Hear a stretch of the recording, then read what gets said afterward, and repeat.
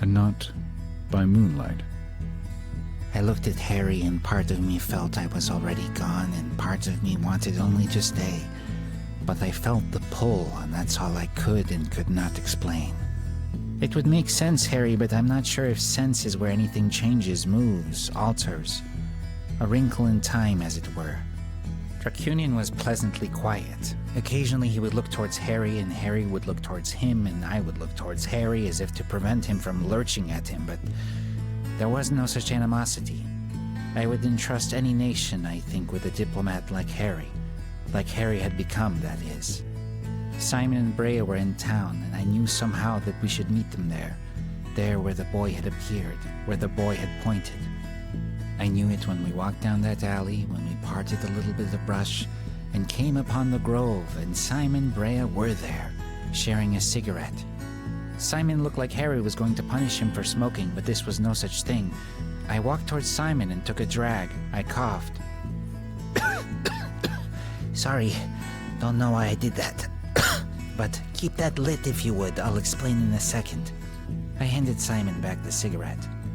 I paced around the circle, a few logs, some stones. It was midday, the sky was overcast, a slight breeze, perhaps a sudden unpredicted storm coming. Harry felt it too. Dracunian looked to me, I could tell he was ready. Simon, Brea, stand outside this circle here. What? What's going on? How did you guys know we were here anyway?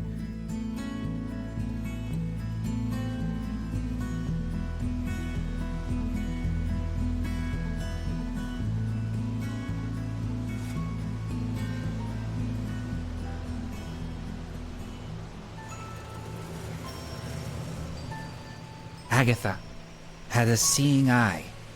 You know of the seeing eye, Dracunian, for you both were raised by Baba. Unlike Brea and I. I've never used it and never would, Nettle. Not for nothing. And your sister would have not dared use it either, except... perhaps. Except perhaps in the moment of casting her spell.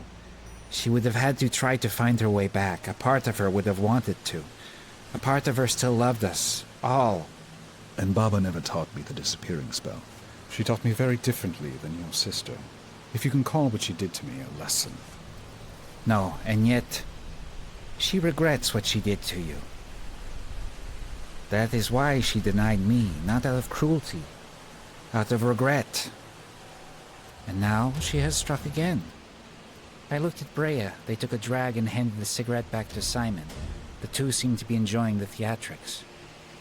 But her ways again have changed. She is still undoubtedly.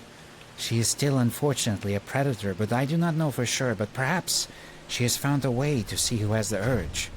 And so she gifts the one, such as them, with a chance at not becoming the worst of us. Brea understood. They took out their little vial. It held only a little bit of liquid. They walked it toward me and handed it. It is at a risk, you know. That's okay. I understand. I have people off my back, you know. I've never had that before. I took the vial with a smile. Not for me. For him. I handed it to Dracunian. When we were in the jungle in South America, we came upon a place. Magical, healing. Accessible only to our kind. Only it was not for us that it was made, I think. It looked much like a theater. Not unlike a famous one you may have known once. She made it for you, I think, Dracunian. Dracunian took the vial. Looked once more at Brea. Saw within her gaze what I had seen. How regret was bittersweet, but sometimes the best we had to drink. And so he uncorked and downed the elixir. Not altogether unpleasant, I suppose. Dracunian went to the center of the circle and sat. I went to Simon, put my hand on his shoulder, then to Brea, shook their hand. May I? I took the lit cigarette. I hadn't noticed that Leon and Balkas had landed on Harry's shoulders. They somehow knew to accompany us, even all the way into town. I smiled and regretted that I would miss the looks as they went back through the town to the castle. Yes, the eye. I remembered the rabbit, the blind rabbit. Keep going, something said. But it wasn't the voices. The voices were outside the circle. I didn't need to say goodbye, but they wouldn't be coming with me. They belonged and were safer in this world. I gave Harry a wink. I walked to the center of the circle by Dracunin. And there I took the lit cigarette, extinguished it on my hand. It only hurt a moment. I took the ash and I drew the circle on my hand, and the lines there and there, only with an almighty forgiveness. And there, the sky began to thunder. Simon. Yeah? Try. Just try. Nothing to lose. All around the druid circle, the leaves began to envelop us, like a series of tiny pointillistic brushstrokes. I saw the world for what it was, something to be seen, something to be seduced, something to be captured, and yet, so was I. I let the eye slip outside the circle.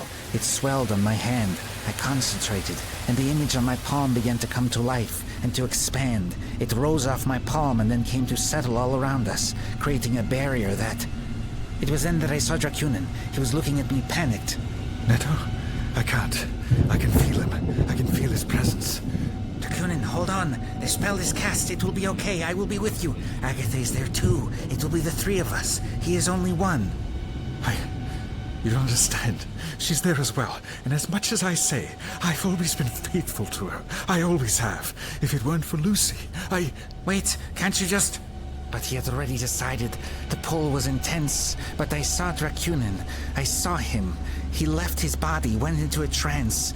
And the next thing I knew, Harry's figure came into our orb and grabbed Dracunin's body straight out off his feet, disturbing the sigil, the portal, the whatever it was that had overtaken this day, this pursuit, this creative madness. And it was happening. The solitude was unbearable.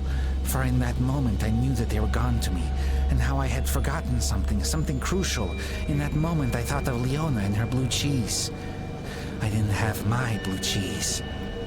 That was my last solid thought. For where I would go, thoughts became something far more dangerous and profound. And as if I couldn't uncast any of what I had done, I heard and then felt the lightning strike every single atom of my body, and every atom disperse into the farthest corner of the earth, like a web arrayed with 1,000,000 reflecting drops of dew. For a moment I saw the attic.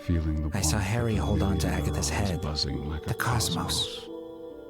A pure white space. No corners. Walking around it. Not stopping. No exit. A timeless space. How nice. For a moment it felt nice. And yet, how horrible. Now for eternity it feels horrible, thus our essence. I was very far away, at least there's that. There's not much chance of danger here. The door appeared. I walked through it. It was like a hospital. On the wall was a print of Enachach. Flowers. Familiar, I think. In the other room I heard a man playing the piano. He is playing it for eternity. This is one of the places that is eternal. For it is a wound deeper than understanding can process. The young man was sitting with his back to me, on the bed looking out the window. Then he laid down, still facing away from me. There is no describing this place. So I did the best I could. I laid down and became the boy and felt what he felt. He felt cursed. He felt incurably himself. But those were just feelings. His thoughts twinkled and danced, fractured, but quite beautifully, only nothing. I stayed with him. Time was irrelevant. Outside the window there was a tree, and that tree had leaves that felt too, felt the wind, and I gave him command to try to take them for guidance. What happened after that? Too much to say here, but I hoped it wasn't too long away from Harry and the others. Harry.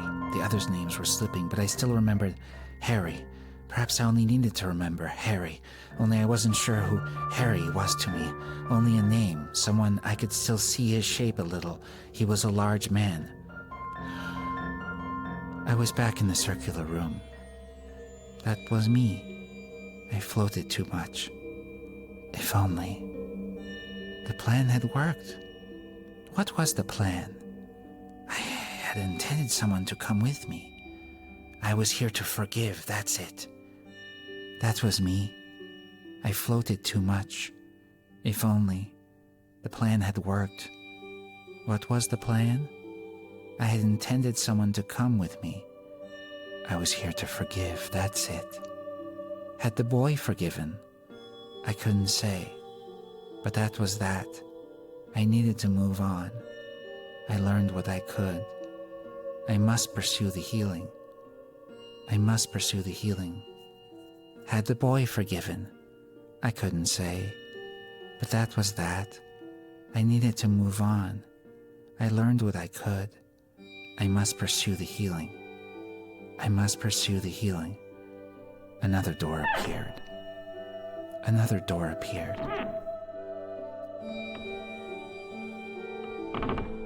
So I went through it, with less hesitation this time.